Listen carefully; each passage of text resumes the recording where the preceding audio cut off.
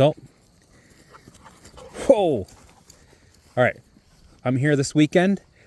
It's Friday, 6 p.m. Here, get a view of this. Oh, yeah, it's nice. We're in the valley. All the leaves are brown, the leaves. So, yeah, the leaves are changing.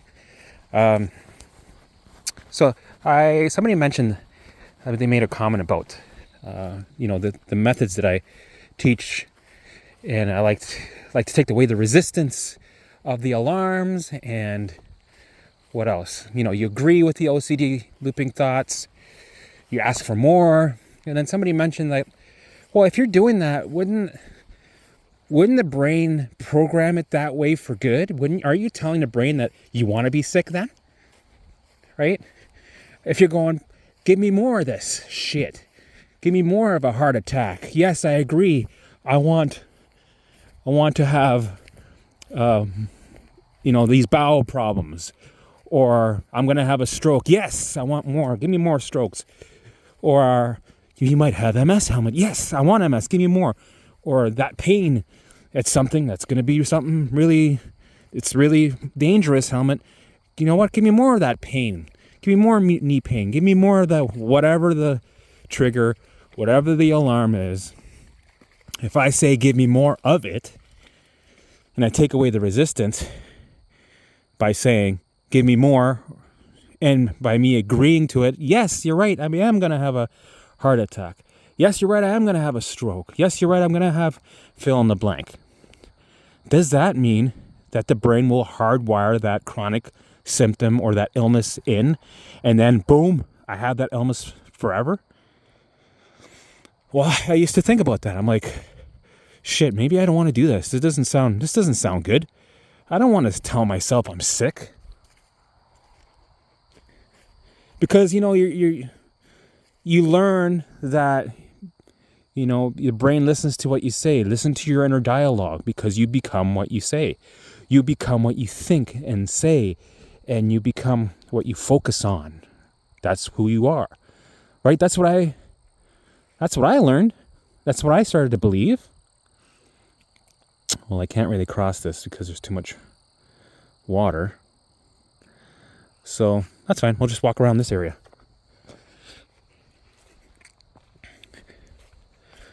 Right? Because if you're focused on something, you become it, right? And I believe that. So how does that make any sense how does the method make sense if your brain's gonna make that your new reality? By agreeing with it, by saying, yes, I want to have sickness. Yes, I want chronic fatigue. Please give me more of chronic fatigue. Well, I'll tell you, I had the same question, and I understand why people might feel a little cautious, or they might not want to do that because they might think, hey, this could be a trap, right? Well, I had the same questions, and I'll tell you right now, it's not. You're fine. Don't fucking worry about it. You're good. And hey, it's good to ask these questions. It's good to have the caution, to be cautious. Sorry, fuck. But I'm telling you, you're gonna be fine. And I'll tell you how it works and the reason why. So the brain is your security system. And it's sending alarms, right? To perceive danger. It thinks there's danger everywhere, right? Because we've been through some shit. Over and over again. We've been through some shit. Over and over. So the brain had to, be in a state of fight or flight. We put the brain's fight or flight response there. We put it up there. We taught the brain, hey, we got to be scared. We got to fight all the time. We're always fighting and fleeing. So the brain goes, yeah, I see it. I've been through it. I'm there with you, buddy. I'm here helping you. I'm giving you the troops. I'm giving you the tanks. I'm here to support you. Here to help you, protect you. I want to keep you safe. So let's fight, man. We're fighting. So then, years pass. You're still fighting. You have symptoms. You're arguing with an ex, toxic relationship. You have surgery. You have all these crazy fucking medications you're on, you hate your boss, you hate your coworkers, toxic environment, life events happen, shit happens. Dolly, let's go this way. Right? You keep your baseline is starting to go up like crazy. You know, it's starting to learn this new program. Because you've been through some shit. It's not your fault. And it becomes the new baseline, the new home. Survival. Right? This survival state is your new home. Fight or flight, new home. Instead of being at a zero, calm and peaceful, rest and digest, you're in a survival mode, keep you alive. And when you're in that state, the body isn't regulating properly. You have these big loads. It's not working to its full potential, right? It's carrying these loads. It's pulling a 747 up a mountain. So it's perceiving danger, even though, you know, you might not be working at that toxic job anymore. You might not have that boss there anymore. You might be out of that relationship, right? And you're out of that stressful environment. But the brain is still in a fight or flight, hardwired state. So it's still throwing out alarms everywhere. Alarm, just in case. I'm not going to even ask if he's safe. Alarm. Because that's the program we have learned over the years. So it's perceiving danger everywhere. Everywhere, right? Right, guys? So, it's throwing alarms. Alarms. There's danger over there.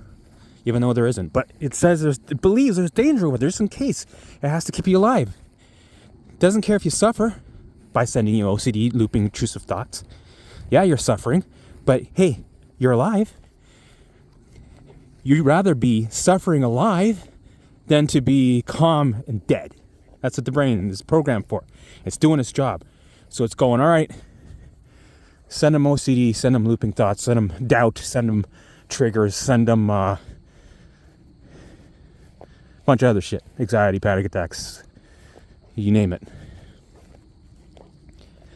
So when we're bombarded with all these alarms, and we have to reprogram to a new program that says, alarms, you can turn off now, brain. You don't have to send these alarms anymore.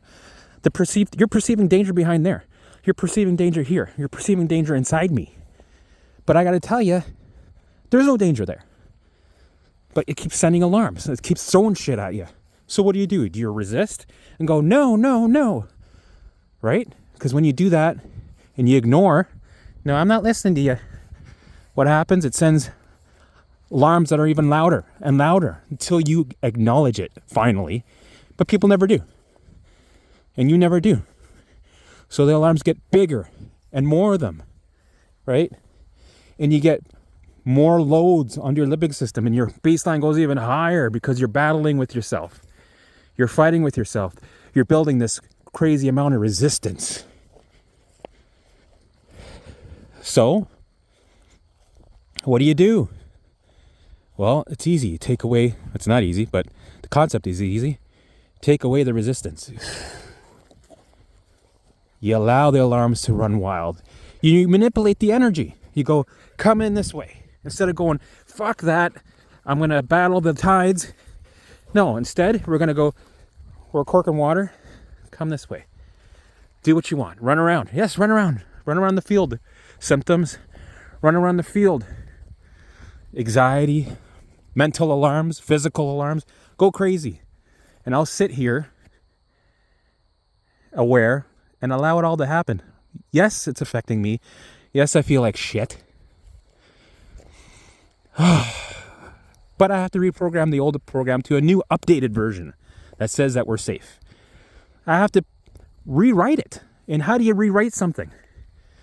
Well, you have to sit in the old program, which is surrounded with fear and danger and alarms. And you have to sit there with the noisy alarms ringing in your fucking ears, feeling uncomfortable. And you have to say, yes, give me more. And the brain is always watching you. It's a surveillance. It's got surveillance everywhere. It's always looking at you, going, is he in danger? Is he in danger? Yes, he's in danger. Yeah, I think he is. But if you're going, brain, limby, give me more danger. Give me more of these fucking alarms. I love it. Then it goes, okay, maybe he's not in danger. Okay, I'll turn that alarm off. He's not resisting. That means if he's not resisting, that there's no danger. Because when you resist, it persists. And it shows that the perceived danger that it sent, the alarm that it sent, was correct, and it keeps that alarm on. We want to turn off alarms. So we take away the resistance. We let the alarms run around crazy. And the brain starts to notice that. It's like, okay, all right, so that alarm's useless. Let's look at him. He's calm. He's asking for more. When you're asking for more, that means you have confidence that you're safe. He's actually being cocky about it. He's like, I fucking demand you give me more. You know what? You're not going to give me more. You're a pussy. You're not going to give me any more. You can't do it. Confidence, cockiness shows safety. A little bit of arrogance shows safety. So he goes, okay, I believe you. I'm going to turn that alarm off. Right? It's going to test you a couple times just to make sure. Are you sure you want that alarm off? Yes. I want it off, but you know what? Keep it on. Fuck it. Well, he wants it on. Okay, then I'll turn it off. You see how you see the pattern? So that's why we have to allow the thoughts. Let them run wild. Ask for more. Go towards the fear. Right? When there's a flare, stretch it out. When you've gained that leverage, when you're at that level, not right away, but when you've brought down your baseline enough, when you brought it down enough, you graduate to the higher stages, right? You've gained leverage, and you start hunting your alarms. You expose them more. When you have a flare digestion, you stretch it out as far as you can. Then you go trigger another flare on purpose, right? But people think, well, the old way of thinking is, well, if you trigger a flare on purpose, won't that be the new baseline flare? It'll always be a flare. No, because we're reprogramming an old program by sitting in that fear, triggering it, and rewriting it by being indifferent to it. And the only way you're indifferent to something is by being around it constantly, being exposed to it constantly, where it becomes normalized. It becomes your new home, your comfy new home. And when it becomes a comfy new home and you're indifferent and you don't freak out anymore, what happens? Alarms go off. It becomes safe. So in order to make something safe, you have to sit in the danger many times until you don't give a fuck anymore. And that changes the association to safe by sitting in the danger. You're the one that's got to be cool with it. If you were cool with all your symptoms, the symptoms would go as a consequence. That's the secret. But the OCD is linked to all our symptoms. Come on. Is she running? Yeah, she's running. Right? OCD is a big part of chronic illness, symptoms, mental symptoms. Like it's a big part of it. So you have to learn how to manipulate it in a way to change the direction, rewrite the program. And once you understand how it goes, you're not really manipulating.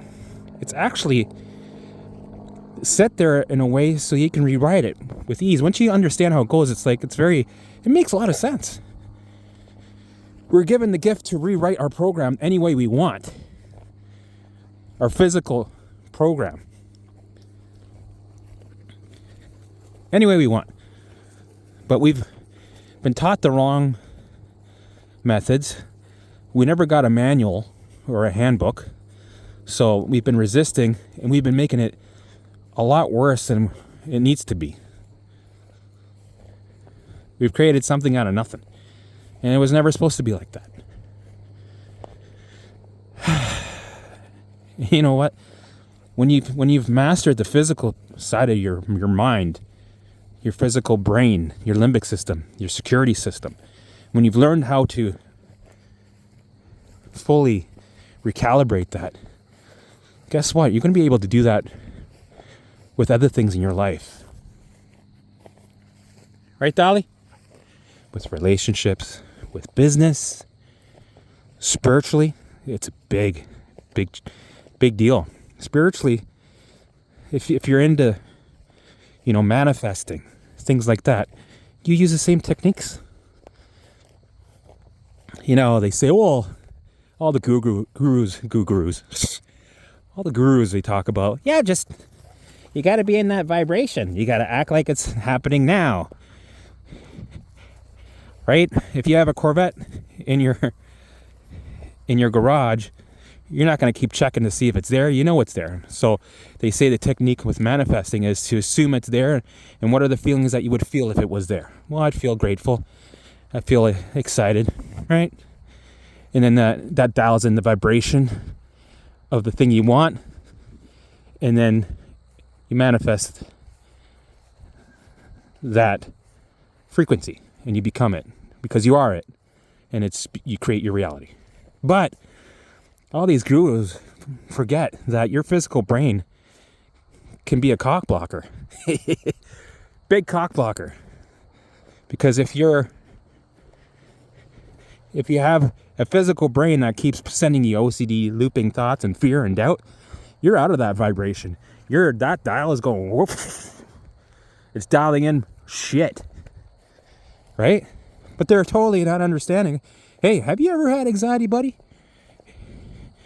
If you ask any of these manifestors, you ever had anxiety? You ever had 65 physical symptoms that are fucking scary? Yeah, you're not going to flow. You're not going to be in a natural state of flowing and vibration that you're dialing in. $1 million, a beautiful vacation, the dream partner. Yeah, you're not going to be in a state of constant flow. No, you're in constant resistance. Obstacles everywhere. You're going up the mountain like this. So, with these methods, eventually all your alarms and all the resistance, all the obstacles will turn off and you're going to have peace.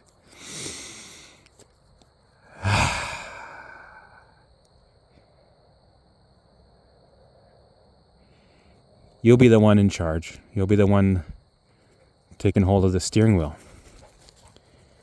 Peace. Look at this.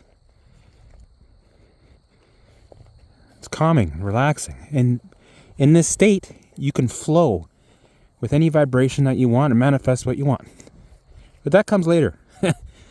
Right? If you want to go to that level, that's cool. We can do that in the future. But for now, we're just talking about if I'm saying, give me more, will that mean that I will invite chronic illness into my life? And the answer is, fuck no. As long as you don't white knuckle, survive through it, fully allow it, you change the program. You're taking away the resistance. You're showing the brain the perceived dangers are not there. Alarms turn off one by one. And every time you go, give me more of that, right? Because it sends the alarm, you're allowing it, going, run wild. I'm sitting in the fear. Give me more. But then I'm engaging. Right? Look at me. I'm walking. I'm engaging. I'm curious. What's over there? Why is that so shiny over there? I don't know. Right? And then the thoughts are hitting you on the shoulder. The chronic symptoms thoughts are going, hey, but what about your knee? What about that stroke? Yeah, I know. I hear you, buddy. But hey, come on. Let's look over here too. Let's talk about strokes, but let's look about this. Over here. The dog's going through the water. That's pretty cool. I like that. Engaging is massive. You always have to shift after you acknowledged, after you allowed, after you did not resist or distract. Right? Because this is your New program. See? That's what you're looking for. That's the new program that's happening. And you're allowing the old program to run wild, and you're turning off alarms. New program comes in. And that's it. So don't worry. Keep going. And when you start to see, the proof is in the pudding. When you start to see things shift and change, and you start to get better, and you get your brain back, and you have peace in your mind, when the OCD's not there, when the brain stops sending it, because it's a way to get you to scan for danger. When it stops doing that, then that's where you have more confidence, right? Things start to improve. You're like, oh yeah, okay, this is making sense. I get it now. It's clicking. Okay, right? That also calms the hidden, distant fears that you're inviting in more problems, because there's proof. Proof is everything. I don't just talk shit like 99% of the gurus out there without any proof with shit that actually works.